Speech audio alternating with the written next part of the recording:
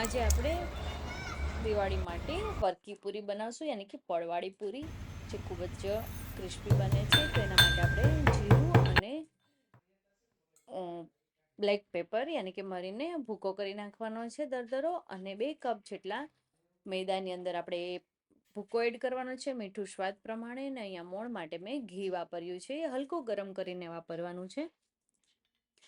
તો મેં અહીંયા મુઠ્ઠીભર મોણ વાપર્યું છે, ને અપ્રોક્સ 2.5 ચમચી જેટલું, મોટી 2.5 ચમચી જેટલું આ માપ હતું, મોટી ચમચી, ખાસ ધ્યાન રાખજો. અને આપણે એવું પણ લઈ શકીએ કે મુઠ્ઠી વાળીએ જ્યારે લોટની, તો એ સરસ રીતે વળી જવી જોઈએ લોટમાંથી, આ રીતે. એ રીતે આપણે એનું મોણ લેવાનું છે, મુઠ્ઠીભર મોણ લેવાનું છે. પછી થોડું થોડું પાણી એડ કરીને આપણે એનો કઠણ લોટ બાંધવાનો છે. આપણે ઇઝીલી વણી શકીએ એવો કઠણ આપણે અહીંયા એનો લોટ બાંધવાનો છે. થોડી વાર માટે એને આપણે રેસ્ટ કરવા મૂકીશું.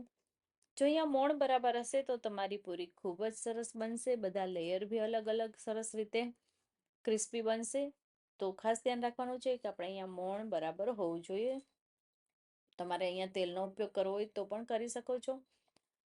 હવે આપણે એમાંથી થોડી વાર રેસ્ટ આપીને લુવા બનાવી લઈશું.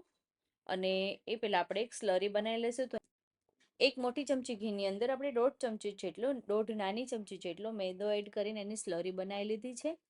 અને આપણે અહીંયા આમાં લોટમાંથી લુવા બનાવી લેવાના છે. પછી એક લુવો લઈ એને આપણે વણી લેવાનું છે. અહીંયા પાતળું વણવાનું છે, જાડું નથી વણવાનું. બને એટલું આપણે એને પાતળું વણીશું. એકદમ સાવ પાતળું પણ નથી વણવાનું, પણ રોટલી કરતાં થોડું જાડું એવું રાખીશું. એવી અહીંયા આપણે 4 થી 5 મોટી મોટી એની રોટલીઓ વણી લેશું લુવામાંથી. પછી આપણે એને આવી રીતે મેં અહીંયા બધી વણી લીધી છે. પછી આપણે જે સ્લરી બનાવી હતી એ સ્પ્રેડ કરીશું એની ઉપર. સરસ રીતે આખામાં સ્પ્રેડ થઈ જાય એટલે ઉપર થોડું સૂકો લોટ છે મેંદાનો એ સ્પ્રિંકલ કરી દઈશું. ફરી પાછી બીજી લેયર આ જ રીતે કરીશું. એની ઉપર પણ આપણે સ્લરી એડ કરીશું, બરાબર બધી કવર થઈ જાય બધી સાઈડ એ રીતે. ઉપર લોટ સ્પ્રિંકલ કરીશું, ફરી પાછું લેયર. એવી રીતે મેં અહીંયા 4 લેયરમાં બનાવી છે. પછી એનો આપણે રોલ બનાવી દેવાનો છે.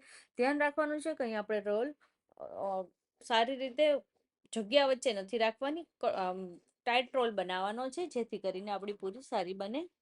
અને પછી આવી રીતે એને સરસ સેટ કરીને અને એના કાપા કરીને એના લુવા બનાવી લેવાના છે. તો અહીંયા તમારે જે સાઈઝની પૂરી વણવી હોય એ રીતે તમારે એના કાપા બનાવવાના છે. પછી આવી રીતે આપણા લુવા બનીને તૈયાર થશે. પછી હલકા પ્રેસ કરી લઈશું અને એમાંથી આપણે એની પૂરી બનાવી લઈશું, જેથી કરીને એના લેયર છે એ એકદમ સરસ રીતે સેપરેટલી આપણે એને જોઈ શકીએ. આવી રીતે સાઈડમાંથી નીકળી જાય તો કવર કરતા જશું અને આવી રીતે વણતા જશું. અને ગરમ તેલની અંદર આપણે ગરમ તેલ કરી નાખવાનું છે.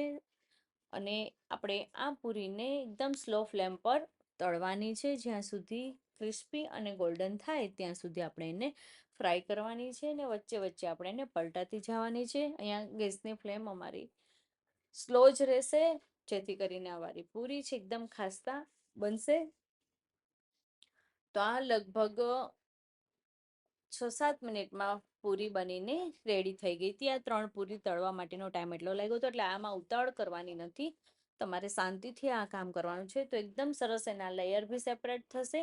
અને દિવાળીમાં અક્ષર આ પૂરી હર ઘરમાં બનતી જ હોય છે. તો તમે પણ આ પૂરી જરૂરથી ટ્રાય કરજો.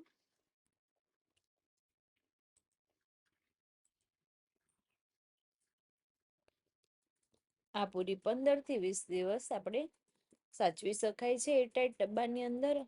અને ચા સાથે વગેરે સાથે ખૂબ જ ટેસ્ટી લાગે છે. નાસ્તા માટે પણ બેસ્ટ ઓપ્શન છે.